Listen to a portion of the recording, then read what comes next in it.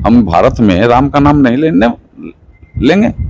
हम इसके लिए पाकिस्तान जाएंगे। तो तेज प्रताप यादव वृंदावन भी जाते हैं, वहाँ पूजा पाठ भी करते हैं, अलग अलग भगवान के जो मुद्राएं हैं उसको भी धारण कई बार वो करते हैं।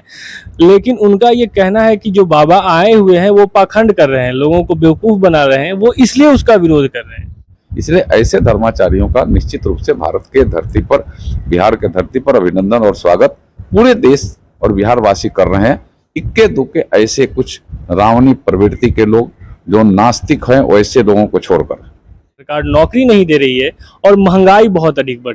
नमस्कार, मैं हूं कुमार मृणाल और आप देख रहे हैं फेरी टाउट न्यूज। अभी हमारे साथ महाराजगंज के सांसद आदरणीय जनार्दन सिंह सिग्रीवाल जी हैं। आइए इनसे बात करते हैं। सबसे पहले तो सर स्वागत है आपका फेरी टाउट न्यूज में। चलिए, मेरे तरफ से भी आपका और आपके चैनल के सभी लोगों का स्वागत है, अभिनंदन है। बहुत बहुत धन्यवाद सर। सर, अभी पूरे बिहार में एक चर्चा बहुत जोरों पर है और वो है बागेश्वर धाम वाले बाबा का बिहार आगमन। जो विरोधी हैं लगातार उनका विरोध कर रहे हैं।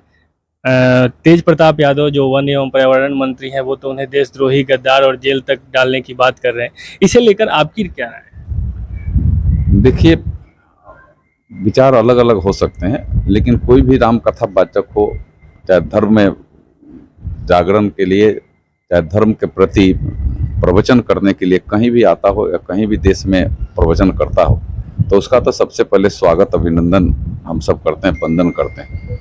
और जहाँ तक तेज प्रताप जी की बात है, वो राजनीति करते हैं।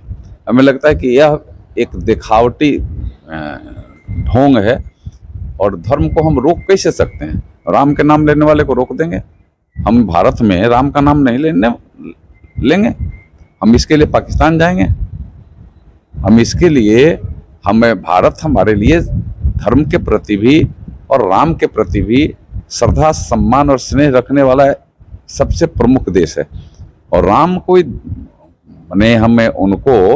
हमें एक आदर्श के रूप में लेते हैं। हम राम को एक धर्म के आधार पर बांट करके हम नहीं दे सकते। राम को तो एक आदर्श है, राम तो जीवन जीने की शैली है। राम से हमें हर चीज प्राप्त होता है। हम जीवन जीने के शैली से लेकर के और आदर्शों को, मर्यादाओं को पालन करने का जो राम ने अपने जीवन में किया, वो सारे चीजों को अगर हम अध्ययन करते हैं, पढ़ते हैं, तो अपना जीवन भी कहीं ना कहीं सुधरने के रास्ते पर अग्रसर होता है। वह भ्रष्टाचारियों के खिलाफ राम का एक बहुत बड़ा अभियान था। राम उसके लिए गद्दी छोड़े और 14 साल तक वन में भटकते रहे। वो सिर्फ भ्रष्टाचारियों के खिलाफ, उन अत्याचारियों के खिलाफ, उन अपराधियों और गुंडों के खिलाफ जो आज हैं, उस समय के रावण वही हैं। और जो आज जिस तरीका से अपराध कर रहे हैं, वही उस समय तो यही अपराध था ना।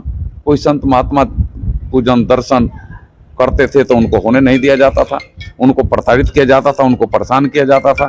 हमें लगता है कि यही चीज को हम सब अपने लेवल से अगर उसको आज की दृष्टि में अगर विचार करें, तो ऐसे दो भी हमारे धर्माचारी हैं जो धर्म के प्रति जागरूक करने के लिए प्रवचन करते हैं, रामायण की बात करते हैं, राम की बात करते हैं, राम की कथाएं सुनाते हैं।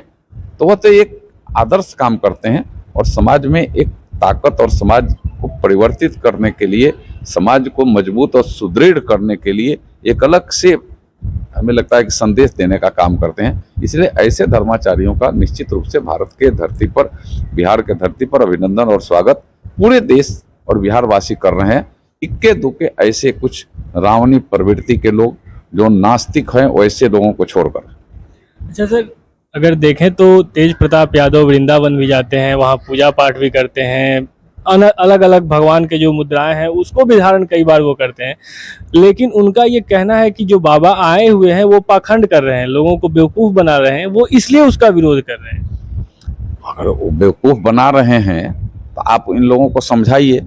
हमें लगता है कि न भूतो न भविष्यति जो लोग उम्र करके देखने और दर्शन करने के लिए जा रहे हैं, और नहीं भी जो जा रहे हैं, उनको जाने की जो इच्छा प्रबल अगर हुई है, तो वह कोई पाखंड से नहीं होता है।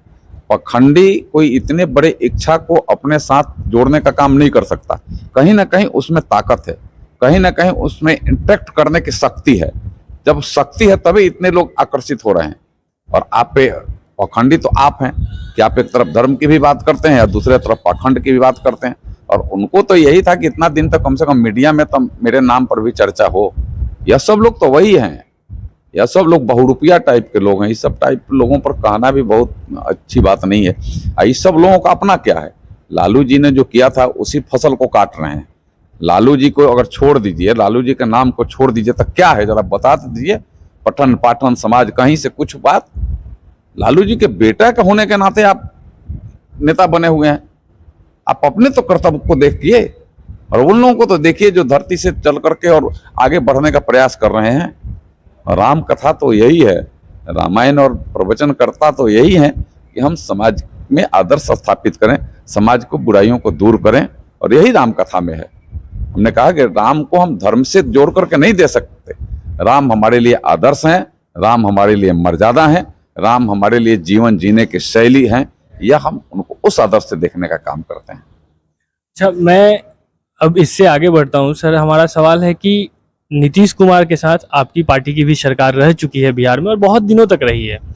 सरकार बदली है, उस वक्त की सरकार जिसमें आप गठबंधन में थे और अब की सरकार जिसमें राजद गठबंधन में, कितना अंतर देखते हैं? देखिए, एक बड़ा अंतर है। नीतीश कुमार जी की आज सोच की जो दृष्टिकोण है वह बदल गई है। पहले इस राज्य के बारे में, राज्य के विकास के बारे में, राज्य में अपराध कंट्रोल हो, इसके बारे में चिंता करते थे।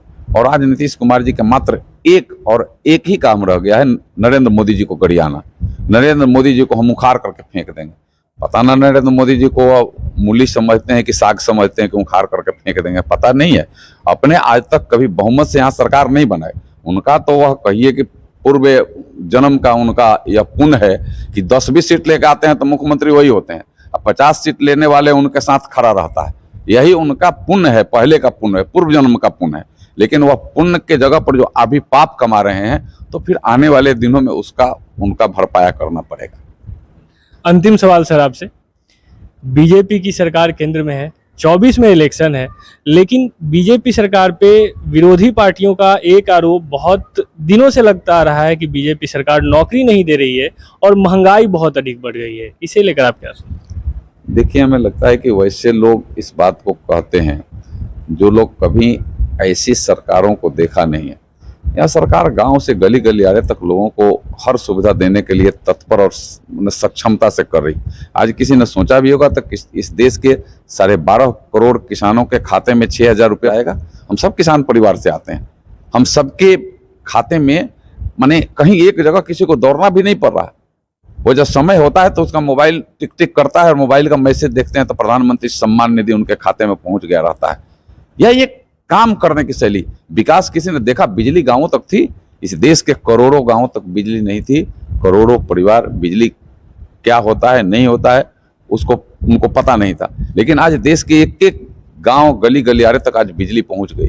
जो शहरों में पहले केबल का तार कवर्ड वायर नहीं लगता था बिजली के लिए, आज गांव गली गलियारे में कवर का वायर लग रहा है। पहले एक नहीं, पूरे पंचायत में 1 ट्रांसफार्मर होते थे और आज वार्ड में 2-2, 3-3 ट्रांसफार्मर आज लगे हुए हैं। यह सुधार है। सड़कों का जाल बिछा हुआ है। आप अभी कोरोना रूपी महामारी आपने देखा। कोरोना रूपी महामारी में यह दुनिया का प्रथम देश भारत है कि देशवासियों को फ्री में वैक्सीन देने का काम किया है। यह बात कोई कहता नहीं है।